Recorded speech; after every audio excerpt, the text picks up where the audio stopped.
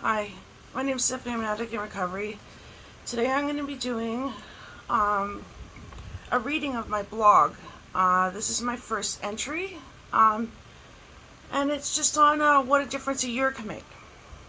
So, today I sit with a very grateful, happy heart.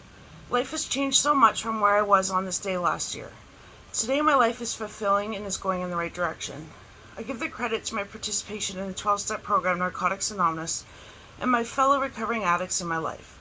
I'm now also a full-time student again and an active, productive member of society. It wasn't always this way. Even last year, I was in a state of complete hopelessness and helplessness.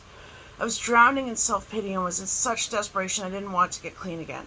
I was so involved in the misery of active addiction I became comfortable in living that way.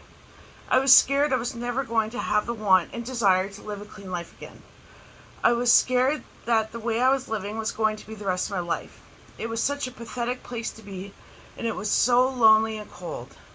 I had lost every relationship. I was surrounded by liars, cheaters, and thieves that sucked every bit of life out of you.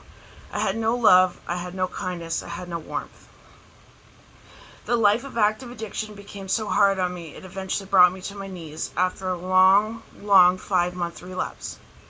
5 months doesn't sound that long, but it was a relapse so bad I was homeless and I was broke with no real relationships, no spirituality or faith. It was the loneliest I'd ever been in my life, and it was a bottom so deep, the deepest I'd ever dug. I still remember the days so vividly that I ran out of places to hide and I ran out of people to use, and I had nobody or nothing and I couldn't handle it anymore. I decided to call for help. I got a phone from a lady and I called my mom. I begged my mom for help and to bring me home. She heard the desperation in my voice and knew I was serious this time. There was many times before I cried wolf, but this time I was so ready. I was willing to do whatever it took to get clean, and I knew what needed to be done. As I had done it many times before, I needed to go home, and I needed my seat back at the table in Narcotics Anonymous. Thankfully, my mom came to my rescue once again, and I'm so grateful for that. And because of my mom believing in me one more time, I sit here today.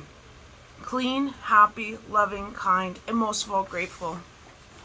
I never want to feel that feeling one more time of being completely alone, cold, and nowhere to go. I never want to feel that desperation or hopelessness. I never want to feel so empty inside that it brings me to my knees. If I ever give in to my addiction again, I don't think I will ever make it back home. I need to always remember this and make sure I put my recovery first. If I don't, I will lose everything again. That little voice that comes in and tells me I can use one more time needs to stop with playing the tape to the end and remembering the pain that I felt that night. The darkest and loneliest night of my life. Well, that is the story of how I got to where I am today. And from that last day till now, I have done whatever it took to have a solid foundation of recovery. I followed every suggestion. I had my mind open to everything others before me said they did. From now on, it will be nothing but a positive, clean life, and I hope it will be a great journey. I love you all, and if you're suffering, just reach out to someone and give yourself a break. Nothing is worth going back to that life for. It's just not worth it. Thank you for listening to my first blog entry. This was on June 5th, and it's about a difference a year can make. Thanks.